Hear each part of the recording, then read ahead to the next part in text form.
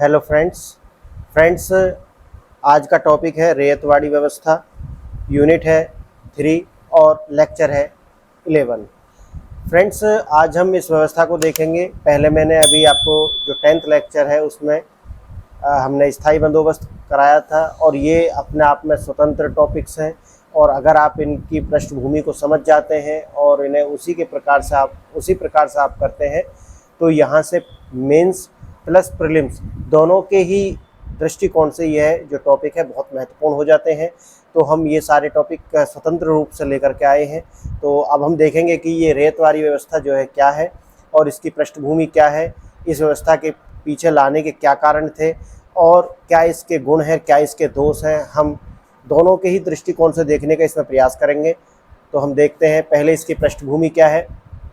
जैसा कि आप जानते हैं कि स्थायी बंदोबस्त लॉर्ड कॉर्नवालिस लेकर के आया था और उसके बाद में ये व्यवस्था जो है वो लेकर के आए हैं। ब्रिटिश सरकार ने भू राजस्व की एक नई पद्धति अपनाई थी जिसे रैयतवाड़ी बंदोबस्त भी कहा जाता है।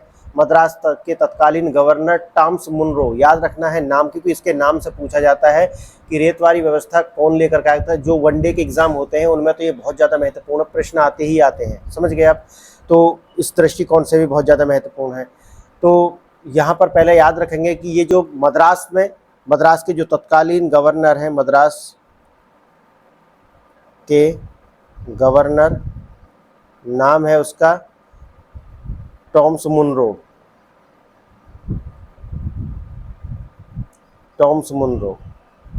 ठीक है।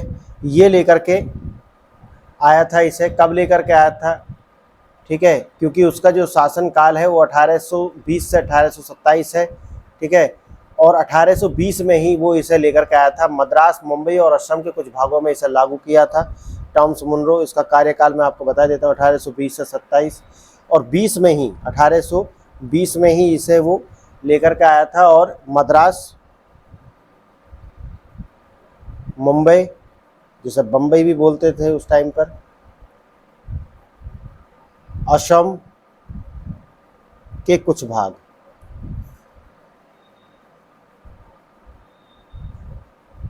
यहाँ पर इसे लागू किया गया था।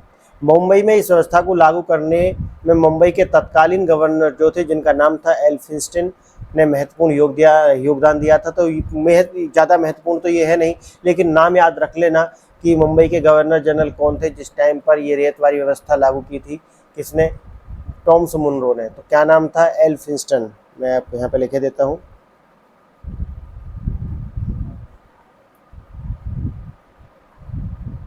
एल्फिंस्टन।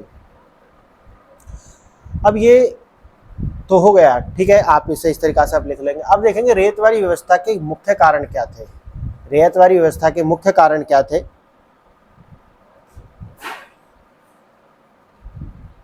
रैयतवाड़ी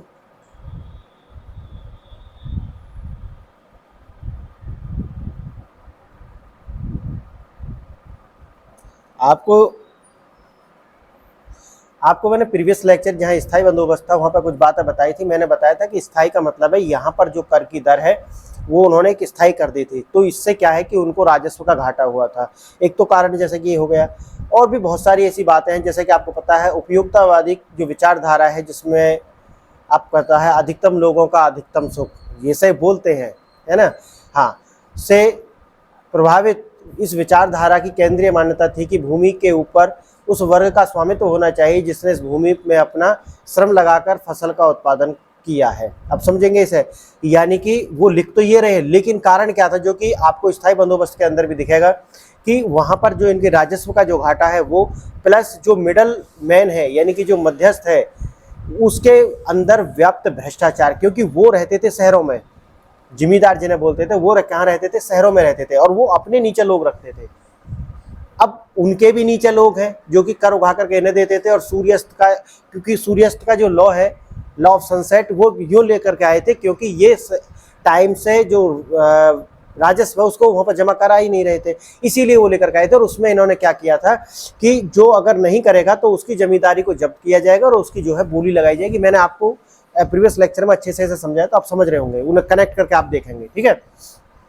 तो इन्होंने क्या, मैंने जैसे कि आपको बताया है कि जो साम्राज्यवाद है वो अपनी गलत चीज को सही चीज बना करके प्रदर्शित करेगा, ये होता है जिसके मन में चोर है वो यही कार्य करता है, ये धूर्तता है।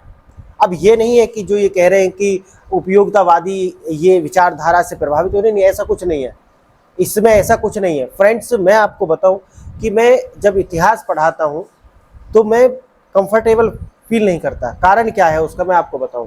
कारण ये है कि जो हमारा इतिहास है वो पूरी तरीक़ा से डिस्टॉर्टेड है, यानी कि विरूप इतिहासकार है। क्यों? क्योंकि यहाँ के जो इतिहासकार है वास्तव में वो इतिहासकार है ही नहीं, वो इतिहासकार नहीं बल्कि वो तो एक तरीक़ा से उपन्यासकार, कहानीकार, यानी कि मनगढ़ंत, जो उनके मन में आ गया वो उन्होंने लिख दिया। इस टाइप के इतिहासकार है, ना तो उनके पास तथ्य है ना तर्क है। और क्योंकि कम्युनिज्म यानी कम्युनिस्ट विचारधारा की जो सरकारें हैं, यानी कि लेफ्ट और एक्सट्रीम लेफ्ट, उनकी मिलीजुली सरकारें रही हैं, तो इस जो विचारधारा को मान्यता भी मिल गई है, इस तरह की स्वीकृति है। और जो राइट विंग की जो पार्टी है, जैसे आप कहते हैं बीजेपी, उनको अलग टाइप की एक चुल है, जो कि आपको भी पता है, ठीक है। उन्हें सर्टिफिकेट चाहिए आपको लेफ्टिस्टों से, तभी वो अपने, तो मैं जो है कंफर्टेबल फील इसलिए नहीं करता कि कोई झूठ का प्रसार है। और यूपीएससी तो एक क्या है आपको पता है, आयोग है। अब जो सरकार ने मान लिया, अब सरकार कौन है? सरकार कम्युनिस्ट या फिर लेफ्टिस्ट और एक्सट्रीम लेफ्ट की है। तो जो उन्होंने, क्योंकि 2004 में ये एनसीईआरटी जो लिखी गई, 2005 में ये आई, और उसके बाद से ही ये जो है, अब वो तो उसे ही मानेंगे ना जो सरकार का अपना, और इन्होंने 2014 में आकर के अभी तक कोई बदलाव किए नहीं। क्यों? क्योंकि साक्ष्य इसे कौन खोजेगा? अभी तो आप थोड़ी सी छेड़छाड़ कर दीजिए तो हाय तौबा मच जाएगी। तो एक अलग टाइप का देश है, मैं इसे, और मैं कंफर्टेबल फील नहीं करता क्योंकि मैं इस विचारधारा से, मेरी विचारधारा खाती नहीं है, ठीक है। लेकिन मैं जो है आपको लिखाता तो वही हूँ जो है, लेकिन वास्तव में जो मैं आपको बताता हूँ वो आपको समझने के लिए है, आप उसे समझेंगे, लिखेंगे वही जो मैं आपको लिखाऊंगा, ठीक है। तो ये जो उपयोगितावादी की विचारधारा की ये बात कर रहे हैं, इसमें ऐसी कोई उपयोगितावादी विचारधारा है नहीं वैसे तो, ठीक है। और क्योंकि ये कहते हैं कि देखो, जो भूमि में जो रेत है, रेत मतलब है जो कार्य कर रहा है, किसान है या जो भूमि में अपना कार्य कर रहा है, जो उपज ज़्यादा करेगा। क्योंकि आप जैसे जानते हैं कि अगर जमींदारी व्यवस्था थी, स्थायी बंदोबस्त था, तो उसमें क्या था कि लोग जो है ज़्यादा एडवांटेज उन्हें थी रही कि यार मैं ज़्यादा उगाऊँ, या मेरी तो एग्रीकल्चर है नहीं है, मैं तो एक तरीक़ा से बंद हुआ हूँ, यहाँ पे मैं कार्य कर रहा हूँ तो उपजा रहा हूँ। तो एग्रीकल्चर की जो सेहत है, ठीक है, उस पर ज़्यादा ध्यान वो देते नहीं थे, यानी कि अनाज उगाते रहते थे, और जो लैंड है वो इनफर्टाइल हो जाती थी, तो उन्हें कोई ज़्यादा फर्क है नहीं, क्योंकि वो तो एक काश्तकार के रूप में कार्य कर रहे हैं, उनकी अपनी लैंड तो है नहीं, वो अगर वो बंजर हो जाएगी तो उन्हें किसी प्रकार से कोई हानि होगी, तो इस तरह से था नहीं। लेकिन इन सारी बातों से प्रभावित होकर के इस प्रकार के जो सिस्टम है उनको भी ट्राई करा गया, जो कि आप रेतवाड़ी व्यवस्था के रूप में देखते हैं। और वो कह रहे हैं कि हम तो देखो जी, ज़्यादा भूमि श्रम के बदले अधिक उत्पादन जो हो, और यही तो अर्थशास्त्री रिकार्डो कहते थे। रिकार्डो के सिद्धांत से प्रभावित होकर जमींदारी को उत्पादक वर्ग मानते हुए किसानों को ही भूमि का मालिक स्वीकार किया गया था, समझ गए। अब रेतवादी जो व्यवस्था है उससे, जैसे कि मैंने आपको बताया, स्थायी बंदोबस्त की जो व्यवस्था है उसकी कमजोरी जो थी उनको कहीं ना कहीं मद्देनजर रखा गया होगा, तभी ये व्यवस्था लाई गई। और भू राजस्व को निश्चित कर दिया गया था स्थायी बंदोबस्त में, आप जानते हैं। और इसके परिणाम स्वरूप कृषि उत्पादकों को मूल्य तथा उसके जमींदार दमनकारी थे।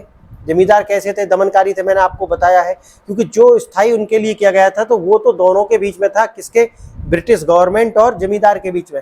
लेकिन किसान और जमींदार के बीच में कुछ भी निश्चित नहीं था, और अगर उनके दोनों के बीच में कुछ निश्चित नहीं है तो इसका मतलब है कि वो उठा सकते हैं। मैंने आपको प्रीवियस लेक्चर में बताया है 1/11 और 10/11, यानी कि इन दोनों के बीच में इस तरीका का समझौता था। लेकिन ये जो एग्रीकल्चर करने वाला है, जिसे वो कास्ट कहते हैं या फिर किसान भी कह सकते हैं, उनके बीच में और ये जो जमींदार है इसके बीच में ऐसा कुछ था नहीं, इसके बीच में कोई समझौता नहीं था। तो इस तरीक़ा से आप देखते हैं तो ये जो व्यवस्था थी स्थायी बंदोबस्त, एक शोषणकारी व्यवस्था के रूप में सामने आती है, और उनको भी राजस्व मिल नहीं पाता ब्रिटिश गवर्नमेंट को। तो ब्रिटिश गवर्नमेंट का भी जो है इसमें कोई लाभ नहीं हुआ, और किसानों का तो आपको पता है, किसानों को तो ना ब्रिटिश के काल में लाभ होगा ना आगे भी इसमें लाभ होने वाला, क्योंकि उनकी जो वास्तव में जो विचारधारा है वो शोषणकारी है। लेकिन यहाँ शोषणकारी कौन है? अभी तो मध्य वर्ग जो है वो ही, जो मिडिल मैन है वही इसका फायदा उठा रहा था, लेकिन उसे अंग्रेजों को फायदा चाहिए था। आप इसके भी पॉइंट लिखेंगे, आप लिख करके पहला पॉइंट आप लिखेंगे, इसी में लिखेंगे आप रेतवाड़ी व्यवस्था की जो मुख्य कारण क्या थे। इसमें पहला पॉइंट लिखेंगे बिहार बंगाल में मुगल प्रशासन के समय से ही जमींदारों तथा सामंतों का अस्तित्व था। जमींदारों और सामंतों का अस्तित्व था, लेकिन मद्रास बॉम्बे असम में बड़ी भूमि संपदा के स्वामी के रूप में जमींदारों और सामंतों का अस्तित्व नहीं था। समझ गए आप? यानी कि बिहार बंगाल में तो था, लेकिन मद्रास, मुंबई और असम के अंदर इस तरीका की जो जमींदारी व्यवस्था का जो सामंतों का अस्तित्व नहीं था। सामंत आप जानते हैं, इसीलिए स्थायी बंदोबस्त प्रणाली को इन भागों में लागू नहीं किया जा सकता था। दूसरा पॉइंट, रेतवाड़ी व्यवस्था में कर संग्रहण हेतु किसी मध्यस्थ की आवश्यकता नहीं थी, जैसा कि मैंने आपको बताया है, क्योंकि वहाँ तो मिडल मैन था लेकिन यहाँ नहीं था। इसीलिए किसान को कम कर देना पड़ा और इससे कृषकों की क्रय शक्ति में वृद्धि हुई।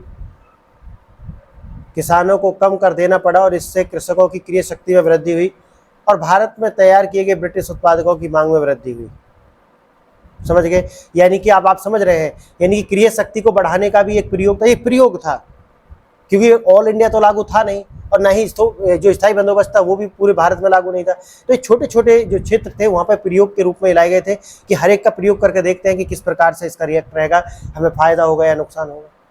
ठीक है, तो इससे क्या है, परचेजिंग पावर बढ़ेगी, क्योंकि अगर ब्रिटिश को अपना माल यहाँ बेचना है तो उससे कुछ ना कुछ तो लोगों के पास पैसा होने चाहिए ना खरीदने के लिए। अगर खरीदने के लिए पैसे नहीं होंगे तो फिर वास्तव में मार्केट बनेगी नहीं, और मार्केट नहीं बनेगी तो इनका यहाँ पर माल बिकेगा नहीं उस तरीका से। ठीक है, देखेंगे तीसरा पॉइंट, औपनिवेशिक शासकों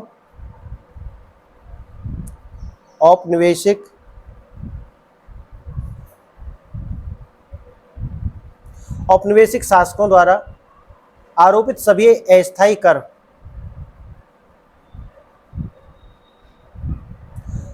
कर या राजस्व वसूली प्रबंधन सीधे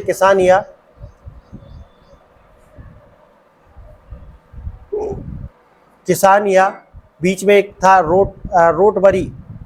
रोटबरी बस्तियों के साथ संबंध किए गए, और यह मॉडल अंग्रेज भू राजस्व प्रणाली पर आधारित था। अंग्रेज भू राजस्व प्रणाली पर आधारित था। इसलिए याद रखना, पूछ सकते हैं वो चारों को देकर के कि भाई इनमें से कौन अंग्रेजों की भू राजस्व प्रणाली पर आधारित था या नहीं था, है ना। तो वहां पे याद रखना रेतवाड़ी व्यवस्था थी। अब देखेंगे कि इसकी विशेषता क्या है, रेतवाड़ी व्यवस्था जो है इसकी विशेषता क्या है।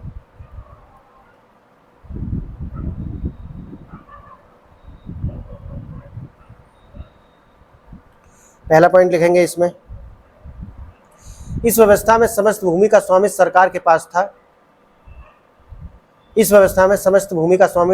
के पास था। किसानों को इस शर्त पर भूमि आवंटित की गई कि वे करों का भुगतान करेंगे। दूसरे शब्दों में किसान और सरकार के बीच प्रत्यक्ष संबंध स्थापित किया गया, यानी कि जो मिडल मैन था, जो मैंने आपको बताया, उसको कहीं ना कहीं रिप्लेस करने की बात है। सेकंड पॉइंट देखेंगे आप, जब तक किसानों के द्वारा करों का भुगतान किया जाता, बस क्या है कि जो मिडल मैन है उसको भी हटा दिया गया, बाकी सारा लगभग आपको सेम रहेगा। क्योंकि जो मानसिकता है वो आपको थोड़ी सी बदलती क्यों दिखाई पड़ रही है, क्योंकि जो किसान है उनका जो परचेजिंग पावर है वो बढ़ाना ही एक उद्देश्य था, क्योंकि ब्रिटिश का जो माल है वो भी तो यहाँ पर बेचना था, ये भी एक उद्देश्य है। जब तक किसानों के द्वारा करों का भुगतान किया जाता है तब तक किसान जमीन, पट्टे, बिक्री, बंधक पत्र आदि यानी कि जो वसीयत था, जो पट्टा था, जो जमीन थी वो किसान के अधिकार में थी, यानी कि वह इसका इस्तेमाल कर सकते थे। ठीक है, और कहीं ना कहीं यहाँ पर आप ये भी देखेंगे कि इस व्यवस्था में धारकों को स्वामित्व अधिकार प्रदान किया गया, यानी कि इस व्यवस्था में कहीं ना कहीं जो धारक है, धारक मतलब जो भूमि है जिसके पास में, उसको स्वामित्व प्रदान किया गया। और ये इतना ही स्वामित्व था जितना जमींदार का था, आप समझ रहे हैं ना। जमींदार को भी वहाँ पे क्या स्वामित्व था, लेकिन कितना स्वामित्व था, अगर वो सनसेट लॉ जो लेकर के आए थे कि निश्चित तिथि के अंदर अगर वो कर जमा नहीं करेंगे तो भूमि को वापस लेकर के उनकी बोली लगा दी जाएगी, इतना ही स्वामित्व था यहाँ पर भी। ठीक है, और क्योंकि वो भी क्या था आपको पता है, वो वंशानुगत था, यानी कि अगर जमींदार मर जाता है तो उसके जो पुत्र है या उसका जो भी आगे वंशज है उसके लिए वो ट्रांसफर हो जाएगा, राइट, और वो भी उसी तरीका से कर का जो संग्रहण करेगा और जा करके जो गवर्नमेंट है वहाँ पर जमा कर देगा। ठीक है, यह लिखेंगे तीसरा पॉइंट, यह लिखना, यह अगर वह करों का भुगतान नहीं करते थे तो भूमि से बेदखल किया जाता था, जैसे कि उधर था वो सेम रहेगा। ये याद रखना एक एक पॉइंट, क्योंकि ये आपको एमसीक्यू वहाँ पर देगा और आपसे पूछ लेगा और फिर आपको समझ आएगा नहीं, इसलिए आपको ध्यान में रख के जो मैं आपको बोल रहा हूँ उसे गीता, कुरान और हनुमान चालीसा की तरह याद करना है, समझ गए आप, इससे बाहर नहीं आएगा। लिखेंगे चौथा पॉइंट, करों की दर केवल 30 साल की अवधि के लिए अस्थायी रूप से तय की गई थी, यानी कि 30 साल के बाद में उसको रिव्यू किया जाना था और पुनः इसका संशोधन किया जाना था, जैसे मैंने आपको बताया अभी 30 साल। ठीक है, पांचवा लिखेंगे, सरकार ने इच्छानुसार भू राजस्व बढ़ाने का अधिकार अपने पास बनाए रखा। वो तो जैसे कि आपको पता है ये तो करेगी सरकार, कोई भी सरकार करेगी। ठीक है, अकाल के दौरान लिखेंगे, अकाल के दौरान लागू किए जाने वाले राजस्व संबंधी प्रावधान शायद ही कभी वास्तविक परिस्थितियों में लागू किए गए थे, जो कि आपको पता है कानून में कुछ भी लिखा जाए लेकिन वास्तव में तो वो है जो आपको एग्जीक्यूट किया जाता है। कानून तो वही है ना जो एग्जीक्यूट किया जाता है। आप जानते होंगे कि आईटी एक्ट की जो धारा है वो कुछ धाराएं समाप्त की गई थी, लेकिन आज भी जो हमारे थाने हैं वहाँ पर उनके तहत गिरफ्तारी होती है उसी कानून के तहत। ठीक है, हाँ, तो बात ये नहीं है कि कानून क्या है क्या समाप्त हो गए, बात है कि किसका एग्जीक्यूशन हो रहा है, वो ज़्यादा महत्वपूर्ण है। तो कानून तो वही है। तो ये जो अकाल में जो उन्होंने इस तरीका के कुछ प्रावधान किए होंगे, क्योंकि इसमें पूरा है नहीं और ना उन्हें आपको याद करने की आवश्यकता है, ना वो कभी पूछे जाएंगे, लेकिन उन्होंने ये प्रावधान किए थे कि अगर अकाल पड़ता है तो वो कुछ राहत देंगे किसी तरीका से, लेकिन ये लागू कभी नहीं किए जाते। तो वो सिर्फ दिखाने के लिए थे, देखो हमने कानून बनाया है। तो इससे क्या है, थोड़ा दिल को तसल्ली पड़ती है, हाँ कानून है, लेकिन एग्जीक्यूशन किस प्रकार से हो रहा है इसका ये है। वास्तव में कानून तो वो जिसका आपको फायदा मिले, जो उसका एग्जीक्यूशन सही से वो होता नहीं है। ठीक है, सातवां पॉइंट लिखेंगे आप, इस प्रणाली के अंतर्गत रेयतों से अलग अलग समझौता कर लिया जाता था। रेयत मतलब अभी किसान है वे, रेयतों से अलग अलग समझौता कर लिया जाता था और भू राजस्व का निर्धारण वास्तविक उपज की मात्रा पर न करके भूमि के क्षेत्रफल के आधार पर किया जाता था। आप समझ गए आप ये कितनी शोषणकारी व्यवस्था है। अगर आप उपज के आधार पर करेंगे, भाई सीधी सीधी से आप लागू कर दें कि आपके पास में लैंड होल्डिंग कितना ही भी है, अगर एक अमुक मानो x kg आपने कोई उत्पादन किया तो हम आप पर इतना % शुल्क लगाएंगे। परसेंट में सही रहता, देखो अगर आप परसेंट में लगाएंगे तो उससे हमेशा जो अनुपात है वो समान बना रहेगा। अगर आप एक में शुद्ध लगाएंगे, यानी कि आपने कहा कि हम 100 रुपये लगाएंगे, सपोज करो 100 रुपये एकड़, अब जरूरी नहीं है ना कि उस एकड़ में हमेशा ही बराबर की फसल उगे, हो सकता है कि कोई अकाल आ जाए, लेकिन आपका तो 100 रुपये पक्का है, ओलावृष्टि हो जाए, बाढ़ आ जाए, अकाल आ जाए, कुछ भी आ जाए, लेकिन आपका तो जो है 100 रुपये पक्का है, लेकिन वहाँ तो 100 रुपये की फसल ही नहीं हुई। तो ये शोषणकारी व्यवस्था, आप समझ रहे हैं ना इसे, यानी कि भू राजस्व का निर्धारण वास्तविक उपज की मात्रा पर न करके भूमि के क्षेत्रफल पर। तो भूमि का क्षेत्रफल तो कोई ऐसा है नहीं कि प्रोडक्शन बढ़ा देगा, समझ गए ना। जो अभी देखो जो इनने इससे पहले ही पॉइंट में बोला था, हम उपयोगितावाद की बात करते हैं, वो यहाँ पर खंडित हो गया ना, हो गया। मैं इसीलिए कहता हूँ कि इसे पढ़ाने में बिल्कुल भी कंफर्टेबल में रहता नहीं। इसे पढ़ाने में वास्तव में जो धूर्त है ना, धूर्त, आप समझ रहे होंगे, धूर्त व्यक्ति सबसे अच्छा फिट बैठेगा हिस्ट्री पढ़ाने के लिए। जो जितना बड़ा धूर्त है, जितना बड़ा झूठ बोल सकता है, जो जितना बड़ा अपने आप से दोगला है, वो वास्तव में सबसे फिट है हिस्ट्री पढ़ाने के लिए। और मैं बिल्कुल कंफर्टेबल होता नहीं हिस्ट्री पढ़ाने के लिए। कारण है कि वास्तव में ये विरोधाभासों से भरी हुई है, झूठ के पुलिंदा है ये। अब मजबूरी है, मुझे पढ़ाना है, लेकिन मैं बताऊंगा आपको वही जो सच्चाई है, लेकिन लिखवाऊंगा वो जो आपको पेपर में लिखना है। तो जो इसने क्योंकि लॉजिक तो आपके भी अंदर होना चाहिए ना। अगर आपके अंदर इतना भी लॉजिक नहीं है तो फिर आप सिविल सर्वेंट बनने के लिए वास्तव में डिजर्व करते हैं। आप कहोगे सर ये तो बड़ी विरोधाभासी बात कहती, हाँ इसीलिए मैं बोलता हूँ। अगर वास्तव में आपके अंदर तर्क नहीं है, अगर आपने प्रश्न खड़े कर दिए ना इस पे, तो यूपीएससी में तो जैसे मैंने अभी आपको बताया कि वो नंबर उस पर देंगे ना जो आपकी किताब में लिखा है, और किताब में क्या है, वो इतिहास है ही नहीं। इतिहास की मैंने 2 शर्त आपको बताई थी जिस दिन लेक्चर शुरू किया था, या तो तथ्यात्मक होना चाहिए या फिर तर्कसंगत होना चाहिए। ना तो ये तर्कसंगत है ना तथ्यात्मक है, तो फिर ये इतिहास नहीं है। अभी वो बोल रहा है कि उपयोगितावाद के सिद्धांत को धारण करने के लिए इस तरीका से हम लेकर के, और अभी ये कह रहा है कि वास्तविक उपज की मात्रा पर ना करके उन्होंने क्षेत्रफल के आधार पर किया। अब क्षेत्रफल के आधार पर आप करेंगे तो जो एक लैंड होल्डिंग उसके पास है, जरूरी है कि उसमें हमेशा उत्पादन हो जाए? नहीं होगा, और नहीं होगा तो उनके लिए तो निश्चित है वो तो आपसे उगा लेंगे। तो इसमें किसका शोषण होगा? रैयत। रैयत मतलब किसान का। समझ गए आप इस बात को? इसके परिणाम क्या हुए वो आप देखेंगे, परिणाम लिखेंगे आप। परिणाम लिखेंगे पहला पॉइंट डाल करके, किसानों को सूखा और अकाल के दौरान भी राजस्व का भुगतान करना पड़ा था, ये अभी बताया मैंने, इसे याद रखना। अन्यथा वे भूमि से बेदखल कर दिए जाते थे। समझ गए आप? अभी आप देखते होंगे कि इतने सारे पेस्टिसाइड बने हुए हैं, और 2020 में आपको लोकस्ट का एक लोकस्ट आया था, वो टिड्ढा टाइप का होता है, लेकिन वो टिड्ढा कह नहीं सकते, ठीक है। वो क्या है, उसका पूरा अटैक किया था उसने, पूरे पाकिस्तान की जो फसल है और अपने इधर राजस्थान में कहीं तक आ गया था उसने। वो पूरे का पूरा एक फौज होती है जहां पर बैठती है, पूरी फसल को खराब कर देती है। और ये तो सिर्फ एक क्या है, इसे तो चलो कहोगे कि अभी 100-200 वर्ष में एक बार ऐसा होता है, लेकिन जो पेस्टिसाइड्स हैं वो आज के टाइम में इतना ज़्यादा है। तो उस टाइम में आप सोचते होंगे कि अगर किसी फसल में एक बार पेस्टिसाइड लग गया, यानी कि किसी तरीका का कोई कीड़ा लग गया, तो पूरी फसल को नष्ट कर देगा। लेकिन अंग्रेज क्या कहेगा कि मैंने आपकी जो लैंड होल्डिंग है वो निश्चित कर ली है कि आपके पास में 10 एकड़ जमीन है, और अमुक आपने जो भी, उसने 100 रुपये एकड़ में मान के चल रहा हूँ आपको समझाने के लिए, आप इसे एग्जैक्ट मत मान लेना, ठीक है। तो 100 रुपये एकड़ हमने आपको निश्चित किया है, तो कितना हो गया? 1000 रुपये हो गया। अब मुझे आप 1000 रुपये जमा कीजिए, जबकि उसकी सारी फसल तो खत्म हो गई है। अब वो 1000 रुपये कहाँ से लेकर के आएगा, मुझे बताइए। इससे जो है आपको क्या है, एक नए वर्ग का उदय होता है, और वो वर्ग कौन सा हो जाएगा? यानी कि जो पैसा उधार देते हैं, और जो पैसा उधार देगा वो क्या करेगा? इसने तो पैसा, इसे भी लग रहा है कि ठीक है भाई मैं जमीन को ना जाने दूं, क्योंकि कहीं ना कहीं उसे ये फीलिंग आ रही है कि भाई मैं अभी क्या है, जमींदार, मैं एक तरीका से जमीन का मालिक हूं, जबकि वास्तव में वो जमीन का मालिक है नहीं। अगर वो जमीन का मालिक होता तो उसे बेदखल करने का कोई उद्देश्य बनता नहीं है, वो इतना ही जमीन का मालिक है जितना जमींदार था, ठीक है। हाँ लिखेंगे, ये मैं आपको समझा चुका हूँ, इसीलिए मैं आपको इसे बार बार नहीं बोलूंगा, ठीक है। आप खुद भी समझेंगे, अगर शुरू से लेक्चर देख कर आ रहे तो आप समझने लगे होंगे। लिखेंगे दूसरा पॉइंट, इसमें बड़ी संख्या में जमींदारों के स्थान पर ईस्ट इंडिया कंपनी ही विशाल जमींदार की भूमिका में थी। अब आप अगर समझ गए, यानी कि जमींदार जैसे जैसे जमीन, अब क्या है कि कुछ जमीन जो वो अपने पास बेदखल कर देते थे इनको, तो जो जमीन है उसकी होल्डिंग किसके पास आ गई? कंपनी के पास आ गई, ठीक है। हाँ,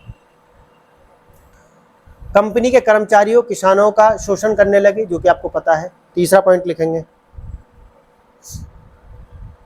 यद्यपि रेतवाड़ी व्यवस्था का उद्देश्य किसानों और कंपनी के बीच प्रत्यक्ष राजस्व व्यवस्था का निर्धारण करना था, जो मैंने अभी आपको बताया है, अभी मिडल मैन को हटा दिया था, लेकिन कुछ वर्षों में भूमि स्वामित्व और बटाईदारों की संख्या में वृद्धि होने लगी। बटाईदार, हाँ, स्वामित्व, भू स्वामित्व और बटाईदारों की संख्या में वृद्धि होने लगी। इसका कारण था कि कपड़ा बुनकर बेरोजगार थे। इसका क्या मतलब था? कपड़ा बुनकर बेरोजगार थे, इसीलिए उन्होंने अमीर किसानों के अधीन बटाईदार का मतलब समझ रहे हैं ना। अगर आपके पास में कोई लैंड होल्डिंग है, आप कहोगे कि भाई ठीक है, आप जो है 1/10 भाग, अगर मेरी एग्रीकल्चर पर आप कार्य करते हैं, यानी कि पानी आप देंगे, ठीक है, जो मतलब बॉडी से मेहनत है वो आप करेंगे, और उसका 1/10 या कुछ भी अमुक जो उनके बीच में आपस में अंडरस्टैंडिंग होती है, उसके अनुसार आप जो है इसका एक हिस्सा ले लेंगे अपने शारीरिक श्रम के बदले। अब आप कहोगे कि ये शारीरिक श्रम कहाँ से रहा है? मैंने जैसा कि आपको बताया है कि जिस प्रकार से यूरोप के अंदर क्रांति होती है, औद्योगिक क्रांति जिसे हम बोलते हैं, रक्तहीन क्रांति भी उसे बोला जाता है, और वहाँ पर जो फैक्ट्री हैं वो बनती हैं, और वहाँ पर माल प्रोड्यूस होता है, और वो जो माल है वो भारत के अंदर आता है, और भारत के अंदर जो माल है वो जब फिनिश प्रोडक्ट अंदर आएंगे, तो भारत के अंदर जो हस्तकरघा जो थे, या हाथ से कार्य करने वाले जो लोग थे, उनका रोजगार चला जाएगा धीरे धीरे, क्योंकि रेल का भी आविष्कार हो जाएगा। अब जब रेल का भी विकास होगा, क्योंकि स्टीम इंजन का आविष्कार हो चुका था, तो वो यहाँ पर पटरी बिछाएंगे और माल को जल्दी जल्दी से भारत के जो आंतरिक क्षेत्र है वहाँ तक पहुँचाने का कार्य करेंगे। तो ये जो हस्तशिल्पकार जो थे वो लोग बेरोजगार हो गए थे। अब आई मेरी बात समझ में? यानी कि अब लैंड के ऊपर और ज़्यादा बोझ बढ़ गया कि अभी जो लोग थे उनके भी नीचे एक और वर्ग आ गया जिसे बोलते थे बटाईदार। समझ रहे ना? किसान जो रेत था उसके भी नीचे एक वर्ग आ गया, उसे बोलते थे वो बटाईदार। और उसका मतलब है कि वो भूमि पर अब कंपनी के भी लिए सारे शायद वो कार्य कर सकते हैं। कंपनी कह देगी हम तो आपको 1/10 दे देंगे, और भी कोई तरीका के वो जो लगा सकते हैं। ये तो मैं अभी आज की व्यवस्था आपको बता रहा हूँ, बटाई में ऐसी होती है, लेकिन हो सकता है उस टाइम की व्यवस्था ये हो कि 50% आपको लगाना पड़ेगा, इसमें कुछ भी हो सकती है। ठीक है, तो आप इतना समझेंगे कि इस व्यवस्था से क्या हुआ कि जो बटाईदार है उनके जो है उनके रूप में बहुत ज़्यादा संख्या बढ़ने लगी, और कई जिलों में 2/3 भाग से अधिक खेतों पर पट्टे दिए जाने लगे। अब पट्टे भी यही हैं जो मैंने आपको बताया, कुछ वर्ष के लिए दे दिया भैया, ठीक है, 5 वर्ष का कॉन्ट्रैक्ट कर लिया, जो अमीर रैयत थे, अमीर किसान थे उनके बीच में, और ये जो बटाईदार है इसके बीच में।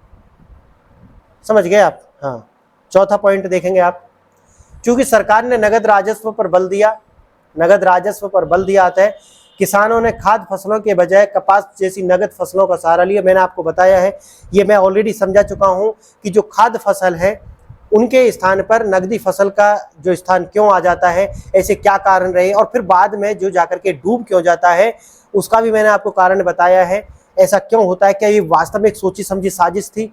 हाँ, ये सोची समझी साजिश थी। क्यों? क्योंकि अगर ये कपास अमेरिका से खरीद रहे थे और इन्होंने जो इंसेंटिव्स था, यानी कि जो भारत के जो किसान हैं उनको नगद फसल उगाने के लिए प्रोत्साहित किया, बाद में उनकी फसल नहीं खरीदी, इससे भी क्या है, फेमाइन्स आए हैं, यानी कि भूखे लोग मरे हैं। मैंने आपको ऑलरेडी बता दिया है, तो आप प्रीवियस लेक्चर देखेंगे तो इनके सारे जवाब मिल जाएंगे। नेक्स्ट, इसी में आप और लिखेंगे थोड़ा सा। अब नगदी फसलों का सहारा लिया और नगदी फसलों को अधिक आमदनी रूप में उन्हें समझा, जिनके परिणाम स्वरूप अधिक लागत से किसान ऋणग्रस्त हो गए।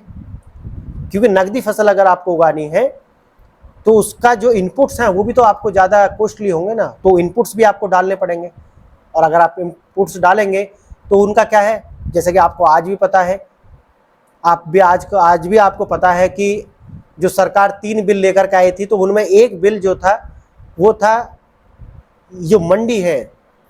ठीक है, ये जो मंडी है ये व्यवस्था को कहीं ना कहीं कमजोर करना, खत्म करने का तो कोई प्रावधान था नहीं, कमजोर करने का प्रावधान था कि आपके पास विकल्प है। लेकिन जो वास्तव में किसानों का एक रियल कंसर्न जो था, वो जो कि मुझे भी व्यक्तिगत तौर पर सही लगा, वो था कि आज भी जो किसान हैं वो जब अपनी फसल उगाते हैं तो कहीं ना कहीं, मैं सारे किसान नहीं कहता, लेकिन बहुत सारे आज भी ऐसी जगह हैं कि जो ये जो मंडी है इनके जो आड़ती हैं उनसे कर्ज लेकर रखते हैं कि जब मेरी फसल आएगी तो मैं आपको उसमें से चुका दूंगा। बेटी का ब्याह है तो भी उनसे वो कर्ज ले लेते हैं, कम दर पर मिल जाता है। तो ऐसी कुछ बातें थी जो वास्तव में उनके संबंध ऐसे थे, बहुत जगह पर ऐसे थे, लेकिन उसे किस तरीक़ा से पेश किया गया वो सब आप जानते हैं, उसके पीछे क्या एजेंडा था ये भी आप जानते हैं। ठीक है, हाँ, एक स्टेट के लोगों ने इस तरीक़ा से प्रदर्शन किया जैसे कि सबसे बड़े किसान वही हैं, बाकी भारत में कोई किसान है ही नहीं, और आज उसी का जो आप देख रहे हैं, तो आज भी वही समस्या है किसानों के साथ में जो इस टाइम पर थी, बहुत ज़्यादा स्थिति बदली नहीं है। अगर आज भी आप देखें, और ये जो किसानों के नाम पर जो आंदोलन खड़े हो रहे हैं वो सिर्फ अपने लिए खड़े हो रहे हैं, इसमें ऐसा नहीं है कि किसानों की स्थिति कुछ बदल जाएगी, नहीं, वो पूरी तरीक़ा से पॉलिटिकल एजेंडा चलाने वाले लोग हैं। अगर किसानों के लिए आपको कुछ करना है तो वास्तव में आप उस चेन पे बात करें जिसमें फूड प्रिजर्व किए जा सकते हैं, आप उस पर बात करें कि हम फूड प्रोसेसिंग किस प्रकार से कर सकते हैं, ताकि फूड प्रोसेसिंग से वास्तव में रियल जो फायदा है वो किसानों को मिल सकता है, और नहीं तो जो मिडल मैन है, जो आड़ती हैं, जिनके पास में कोल्ड स्टोरेज है, वही लोग इसका फायदा उठाएंगे ना। अब 400 रुपये किलो टमाटरों का किसानों को कितना फायदा हो रहा है और कितने किसानों को हो रहा है, ये आप खुद सोच लीजिए। ठीक है, अब हम देखेंगे यहाँ पर, चलो एक और लिख लीजिए, क्योंकि मैंने जो आपको ऐसा बता तो दिया है, लेकिन फिर भी आपको ये लिखाई देता हूँ। अमेरिका गृह युद्ध समाप्त होने के बाद ये मैं आपको पढ़ाऊंगा कि अमेरिका में गृह युद्ध क्यों हुआ था, श्वेत और जो ब्लैक थे उनके बीच में हाँ, उनके बीच में किस तरीक़ा से अब्राहम लिंकन के द्वारा इसको अंजाम दिया गया, नहीं तो आज अमेरिकन सोसाइटी किस प्रकार की होती इसका आप अंदाज़ा नहीं लगा सकते। ये उस व्यक्ति ने बहुत पहले सोच लिया था। मैं सब वर्ल्ड हिस्ट्री में आपको पढ़ाऊंगा, ठीक है, देखेंगे अभी। कपास के निर्यात में गिरावट आई, कपास के निर्यात में गिरावट आई, लेकिन सरकार ने राजस्व को कम नहीं किया। परिणामतः अधिकांश किसान ऋण चुकाने में असमर्थ रहे। भूमि किसानों के हाथों से साहूकार के हाथों में हस्तांतरित हो गई। समझ गए आप? साहूकार के हाथ, साहूकार मतलब वही है जो मैंने अभी आपको बताया है कि जिससे कर्ज वो ऋण ले लेते थे कर चुकाने के लिए, ठीक है। अब जैसे कि आपको पता है इसके दोष क्या है, दोष तो मैंने अभी आपको साथ साथ बताता हुआ चल ही रहा हूँ, लेकिन फिर भी लिखने के लिए आप लिख लीजिए, नहीं तो आप भूल जाएंगे। रेतवाड़ी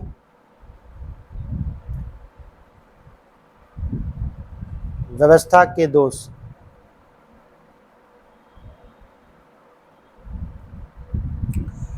हालांकि इस व्यवस्था के बारे में तर्क दिया गया कि व्यवस्था भारतीय कृषकों और कृषि के अनुरूप है, किंतु वास्तविकता इसके बिल्कुल परे थी। जैसे कि मैंने आपको बताया है, व्यवहारिक रूप से व्यवस्था जमींदार व्यवस्था से किसी भी प्रकार से कम हानिकारक नहीं थी और इसने ग्रामीण समाज के सामूहिक स्वामित्व की अवधारणा को समाप्त कर दिया।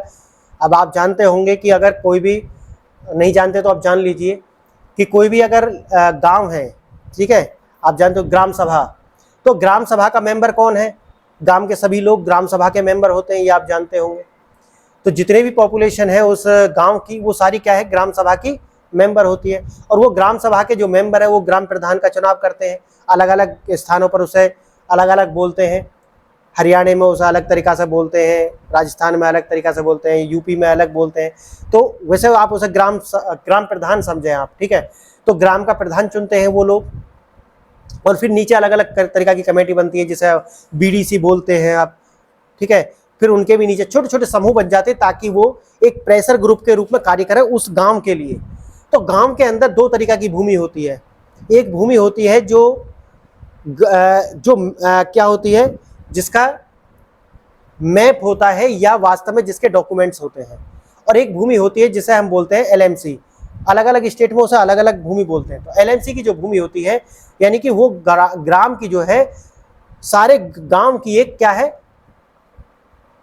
सारे गांव की भूमि है। वो एक तरह से सारे गांव का स्वामित्व उस भूमि पर है। आप जानते होंगे हर गांव के अंदर क्या है, उस गांव की जितनी भी सीमा होती है, कुछ कल्हर होते हैं, देखा कभी आपने ऐसा, आपके गाँवों में भी होगी ना, कुछ खाली जगह रहती है, उसे बोलते हैं सरकारी जमीन है। ये सरकारी जमीन का मतलब वो सरकार की जमीन नहीं है। कभी आप सोचने लगे कि नहीं वो तो सरकार की जमीन, वो ग्राम सभा की जमीन है। अगर कोई व्यक्ति एक्स नाम का कोई व्यक्ति है और वो उस पर कब्जा कर लेता है तो सरकार कुछ करेगी क्या इसमें? नहीं, कुछ नहीं करेगी। अगर कोई व्यक्ति सरकार की उस जमीन को कब्जा लेता है तो क्या सरकार उसमें कुछ कर सकती है? कुछ नहीं कर सकती। फिर कौन कर सकता है? ग्राम सभा। ये ग्राम सभा का दायित्व सरकार ने छोड़ा हुआ है कि वो उस जमीन को ना कब्जाए। अब आप गाँवों में देखते होंगे पहले बहुत सारी जमीन खाली होती थी, लेकिन जो गांव के ऐसे लोग हैं जिन्हें आप कह सकते हैं दबंग टाइप के लोग हैं या धूर्त टाइप के जो लोग हैं, वो उस जमीन को कब्जा लेते हैं और ग्राम सभा देखती रहती है, बोलती नहीं है। वो कुछ शराब वगैरह पी करके काम खत्म करते हैं। और जब आज ग्राम सभा नहीं बोलेगी तो आने वाले समय में जो सामूहिक कार्य हैं उन्हें करने के लिए जगह नहीं बचेगी गाँवों में। और मेरा मानना है कि आज भी बहुत कम जगह बची हुई है और आने वाले समय में वो खत्म हो जाएंगी, क्योंकि सरकार तो उसमें कुछ कर नहीं सकती। तो ये ग्राम सभा का दायित्व है, यानी कि गांव के सभी लोगों का दायित्व है कि वो मिल करके इसका विरोध करें। समझ गए आप? तो यही मैं यहाँ पे बता रहा हूँ कि यहाँ पर भी जो है, जो ग्राम की जो सामूहिक जो व्यवस्था थी कि जो लैंड होल्डिंग है वो पूरे गांव की है, और उस गांव के अंदर से फिर वो अपने नक्शा के अकॉर्डिंग अपनी लैंड होल्डिंग रखते थे। वो व्यवस्था यहाँ पर खत्म थी पूरी तरीका से, और इसने ग्राम समाज की सामूहिक स्वामित्व की अवधारणा को समाप्त कर दिया था और जमींदारों का स्थान स्वयं ब्रिटिश सरकार ने ले लिया था। क्यों ले लिया था, कैसे ले लिया था, मैं ऑलरेडी बता चुका हूँ। दिमाग पर जोर डालिए थोड़ा सा, अगर दिमाग पर जोर नहीं डालते तो थोड़ा समझने के लिए पर तैयार हो जाइए, ठीक है। हाँ, अवधारणा को समाप्त कर दिया और ब्रिटिश सरकार ने इसका स्वामित्व ले लिया और सरकार ने अधिकाधिक राजस्व वसूलने के लिए मनमाने ढंग से भू राजस्व का निर्धारण किया और किसानों को बलपूर्वक कृषि बाध्य किया। अब आप सोच रहे होंगे सर वो उपयोगितावाद का क्या हुआ? जो शुरू में आपने जो उपयोगितावाद बताया था ये तो बिल्कुल अलग दिख रहा है। हाँ, क्योंकि जितना भी आप इतिहास की किताब पढ़ेंगे वहाँ पर आपको साम्यवादी और दूसरे हैं ये जो आपको ब्रिटिश सरकार के जो यानी कि ब्रिटिश चिंतक हैं, साम्राज्यवादी चिंतक मैं इन्हें बोलता हूं, ये जो साम्राज्यवादी चिंतक है, ये दोनों के बीच में क्या है, इलू इलू इलू इलू जानते हैं ना आप, यानी कि दोनों के बीच में इलू इलू है। यानी उन्हें लगता है कि तुम ज्यादा श्रेष्ठ हो और तुम तो आने वाले समय में इन्हें दबा लोगे। किसे? साम्यवादियों को। साम्यवादियों की एक अलग टाइप की चुल है दिमाग में, और ये सिर्फ भारत में नहीं, पूरे विश्व के अंदर ऐसा है। आप पढ़ेंगे तो आपको समझ में आ जाएगा। और जो साम्राज्यवादी चिंतक है, उन्हें लगता है कि जब पूरी दुनिया को हम गुलाम बना सकते हैं तो इनकी औकात क्या है। लेकिन दोनों ही क्या है, वो चाइना वाली थ्योरी मैंने आपको बताई थी कि ताइवान को लगता है कि हम चाइना है, और जो मेनलैंड चाइना है, जिसे हम रिपब्लिक ऑफ चाइना बोलते हैं, उसको लगता है मैं चाइना हूं। लेकिन जब जो ताइवान है उसे समझ में आया कि ये बड़ा वाला चाइना हमें कैप्चर कर लेगा, तो उसने नहीं, हम चाइना नहीं, अब हम ताइवान है। अब आगे समझ में क्या कि पहले वो चाइना क्यों बोलता था अपने आप को, उसे लगता था कि हम चाइना को कब्जा लेंगे, हम डेवलप करेंगे अपने आप को तेजी से। लेकिन चाइना ने क्या है, प्रैंक कर दिया उसके साथ, और चाइना खुद 18 ट्रिलियन की इकोनॉमी बन गई। अब उसे लगने लगा कि नहीं, ये हमें कब्जा लेंगे। आप जानते होंगे, अगर आप वर्ल्ड ऑर्डर को फॉलो करते होंगे तो आपको समझ में आता होगा कि चाइना ने किस तरीका से 2025 तक ये एक एजेंडा है उनका कि हम ताइवान को कब्जा लेंगे। अब ताइवान को डर लग रहा है। तो यही जो है इन दोनों के बीच में इलू इलू है कि वो सोच रहे हैं कि हम ज्यादा श्रेष्ठ हैं, और इनको पूरी दुनिया में ऐसा लगता है। समझ गए आप? और ये जीतेगा कौन, ये मैं आपके ऊपर, क्योंकि अगर आप पूरे वर्ल्ड को किस तरीका से जो इराक का इस्लामीकरण हुआ, अगर आप उसे देखेंगे, और 57 ममालिक किस तरीका से बने, अगर आप उसे देखेंगे तो आप इसका अंदाजा लगाएंगे कि किसकी मानसिकता ज्यादा दृढ़ है। और क्रिश्चियनिटी पर भी आप विचार करेंगे तो आपको समझ आ जाएगा ये सारा। लेकिन है ये ऐसा। तो ये जो विचारधारा आपको जो ऊपर मैंने बताई थी उपयुक्तवाद की, ये लेपी पोती विचारधारा है, ये असलियत में ऐसी विचारधारा नहीं है। समझ गए? वो ऊपर से ऐसा है, लेकिन अंदर तो पूरी गंदगी है, जो मैं अभी आपको पढ़ा रहा हूँ। ये दोष है, लिखेंगे आप आगे। और यहां से होता क्या है कि ब्रिटिश ने मन माने ढंग से अपनी भूराजस्व का निर्धारण प्रारंभ कर दिया और बलपूर्वक कृषि हेतु बाध्य किया। अब कहोगे कि सर ये निकल के कहां से आता है इस तरीका का, कि जो ऊपर जो बताया गया है ना, वो लीपापोती की गई है। अब जिन लोगों को विचार करने की आदत नहीं है, या जो वास्तव में एजेंडा से प्रभावित है, वो तो आपको इस तरीका से पढ़ा देंगे। अब जिन लोगों को समझ है वो, अच्छा जो सच्चाई है, आपने सोची होगी, आपने सुना होगा, सच्चाई छिप नहीं सकती बनावट के वसूलों से, खुशबू आ नहीं सकती कागज के फूलों से, ऐसा आपने सुना है। तो ये वही कागज के फूल है जो यहाँ पर दिखाए गए हैं आपको।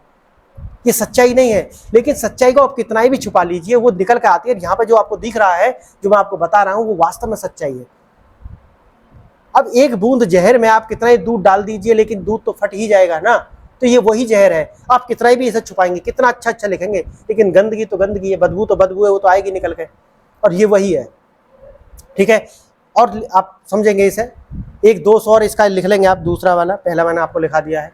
रेतवाड़ी व्यवस्था में अन्य दोष भी थे, और इस व्यवस्था के तहत किसानों का भूमि पर तब तक स्वामित्व रहता था जब तक वह लगान जो कंपनी को देते रहते थे, जो कि कंपनी ने निश्चित किया था, अन्यथा उसे भूमि से बेदखल किया जाता था।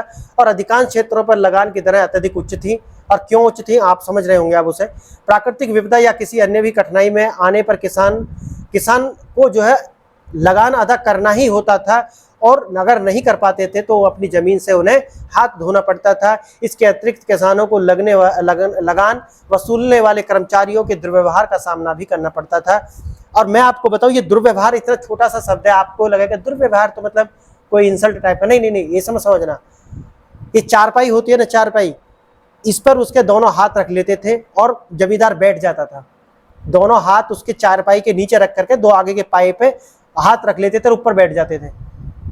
और कितनी पीड़ा उसे, और बैठ नहीं जाते थे, सो जाते थे। फिर दुर्व्यवहार जो शब्द है ना, आप इसे इतना हल्का मत लेना कि दुर्व्यवहार में वो थोड़ा बहुत कह करके चला जाएगा, क्योंकि ये सब जो समय के साथ में शब्द की जो है ना, मैं आपको बहुत कुछ पढ़ाना चाहता हूं, लेकिन जो शब्द कोश है, शब्द की जो है ना अपनी जो महिमा है, उसकी जो उपयोगिता है, वो समय के अनुसार बदलती रहती है।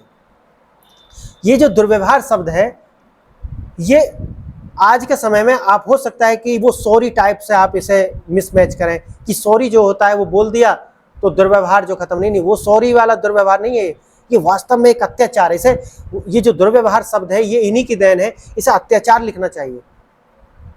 और ये बहुत बुरी तरीका से होता था, ऐसा नहीं था, कोड़ों से पिटाई होती थी। अगर वो यहाँ पे लिखेंगे नहीं वो, समझ गए? क्योंकि सब समाज की बात जब आ जाती है, और मैंने आपको बताया था कि वो ऐसा करते क्यों हैं। अब इसे तो बहुत टाइम हो गया ना, अब वो कह दें कि ठीक है भाई, हमारे जो पुरखे थे, एंसेस्टर्स थे, उन्होंने अत्याचार किए, लेकिन आज हम सब समाज हैं, हम माफ़ी मांगते हैं और इसे स्वीकार कर लेते हैं। क्यों नहीं करते वो ऐसा, बताइए आप मुझे। मैं ऑलरेडी इसका जवाब दे चुका हूँ आपको। अगर वो ऐसा करेंगे तो जो एमएनसीज उनकी हैं वो नहीं चल पाएंगी। इसीलिए ब्रिटेन ने आज तक जलियांवाले बाग हत्याकांड पर जो मैसाकर हुआ है उस पर माफ़ी नहीं मांगी, माफ़ी नहीं मांगी उस पर आज तक। क्यों नहीं मांगी? क्या कुछ घट जाएगा क्या? नहीं, घट तो जाएगा ना, मैंने जैसा आपको बताया है। वो इसलिए नहीं मांगी क्योंकि एमएनसीज का भी तो विस्तार करना है, ये नव उपनिवेशवाद जो है ना, ये भी तो लेकर के आना है, नव उपनिवेशवाद। इसे ध्यान रखना। ये आने वाले 10 साल के बाद, 10 साल के पीरियड का मैं आपको गारंटी देता हूँ, 10 साल के पीरियड में आपको देखने के लिए मिलेगा कि आप किस तरीका से गुलाम बन गए हैं और इसके जो दुष्प्रभाव है। पहले आपको गुलाम बनाया जाता है, फिर आपके सामने चुनौती आती है। तो वो चुनौती जो है जब तक आएंगी आप देखेंगे उसे। 10 ईयर का मैं आपको बोल रहा हूँ, 10 ईयर में आप इसे देख लेंगे सब, ठीक है। अब इसका जो आयाम है, जैसा कि मैं आपको बताता हूँ कि रेतवाड़ी व्यवस्था का अलग अलग दृष्टिकोण हो सकते हैं। मैं इसे राष्ट्रवादी दृष्टिकोण, एटीट्यूड आप जानते हैं ना, एटीट्यूड, हाँ, एटीट्यूड का मतलब जानते हैं आप क्या होता है? वो वाला एटीट्यूड नहीं जो कहते हैं ना, यार किसी से बोल नहीं रहा है तो ये एटीट्यूड दिखा रहा है या एटीट्यूड दिखा रही है, वो वाला एटीट्यूड है। एटीट्यूड का मतलब है दृष्टिकोण। एटीट्यूड का मतलब क्या है यहाँ? दृष्टिकोण। दृष्टिकोण मतलब, दृष्टिकोण का मतलब क्या है? नजरिया, देखने का अप्रोच क्या है। जैसा कि मैं यहाँ पर देख रहा हूँ, मैं राष्ट्रवादी अप्रोच से देखता हूँ। मुझे वो जो अप्रोच है, राष्ट्रवादी अप्रोच ज़्यादा अपीज करती है, इसीलिए मैं उसे देखता हूँ। मुझे ज़्यादा सच्चाई प्रतीत होती है उसमें, उससे मुझे षड्यंत्र की बू नहीं आती। और ये मैं आपको बता चुका हूँ कि राष्ट्रवादी इतिहासकार इतने कम क्यों हुए हैं, वो आप समझेंगे अगर वास्तव में आप जानना चाहते हैं। तो इसके ऊपर आपको एक तो प्रधानमंत्री नाम की सीरीज है, एबीपी कोई टीवी है, उस पर आप देख लेना, प्रधानमंत्री, और एक है कॉन्स्टिट्यूशन। अगर आप इनको देख करके वास्तव में सही से विश्लेषण कर पाते हैं तो आप इसे समझ पाएंगे कि ज़्यादा राष्ट्रवादी इतिहासकार क्यों नहीं हो पाए, क्या कारण है ऐसा, ठीक है। हाँ, तो दृष्टिकोण हम देखेंगे कि ब्रिटिश क्या कहते हैं इसके विषय में। पहले हम किसका दृष्टिकोण देखेंगे? पहला हम देखेंगे ब्रिटिश का दृष्टिकोण, ब्रिटिश शासन का दृष्टिकोण।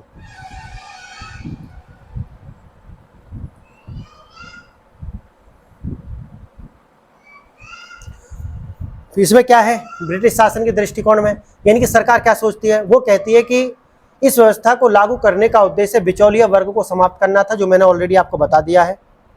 पहले में क्या है उसका दृष्टिकोण? बिचौलिया वर्ग को समाप्त करना। दूसरा, इस व्यवस्था ने सरकार और कृषकों के मध्य सीधे संबंध स्थापित किए। वो कह रहे हैं कि भाई हम जो है सीधा संबंध स्थापित करना चाहते थे। यानी कि आप याद करो, मैंने स्थायी बंदोबस्त में क्या बताया था कि इन्हीं जो ब्रिटिश इतिहासकार, इन्होंने कहा था कि देखो ये शोषण तो इसलिए हो रहा है क्योंकि ब्रिटिश के बीच में एक इंडियन मिडिल मैन है और वास्तव में वो किसानों की जो दर्दशा है इससे अवगत ही नहीं थे, इसीलिए ये सब हो रहा। आप देखो आप यदि होलिस्टिक देखना की अगर क्षमता आप रखते हैं तो ही आप इसे समझ पाएंगे। अगर इस अप्रोच को आपको समझना है तो आपको पॉइंट पिछले वाले जोड़ के चलना, उन्होंने तब क्या कही और यहाँ पे क्या दिख रहा है आपको, ठीक है। अब तो इनका सीधा संबंध हो गया।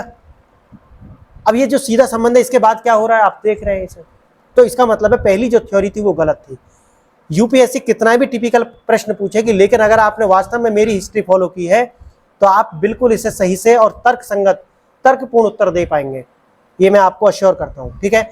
दूसरा है सीधा संबंध स्थापित करने के लिए, और तीसरा है भारत में तैयार किए गए ब्रिटिश उत्पादकों की मांग में वृद्धि करना, यानी कि परचेजिंग पावर बढ़ाना। 3 हो गया, ठीक है। अब देखेंगे हम इसे कृषकों का दृष्टिकोण क्या है। बी पे जो कृषक है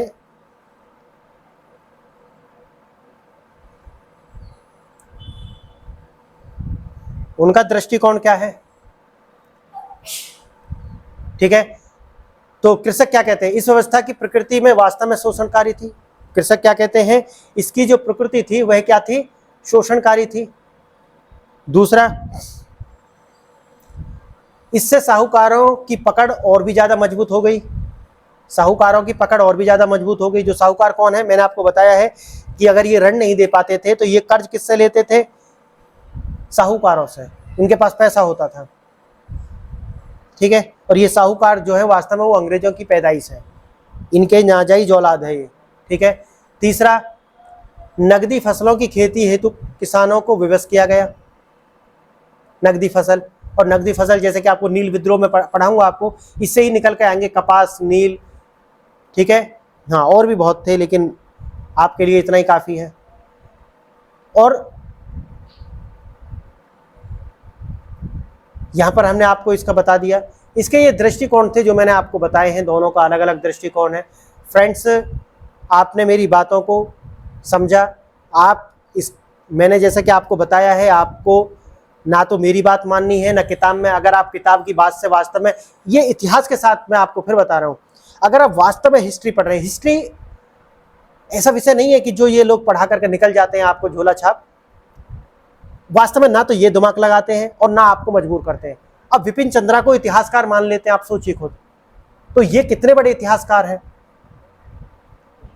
तो बड़े बाल करने से और मोटा पेट करने से बहुत ज्यादा अच्छे टीचर बन नहीं जाते, इसलिए दिमाग का इस्तेमाल करो।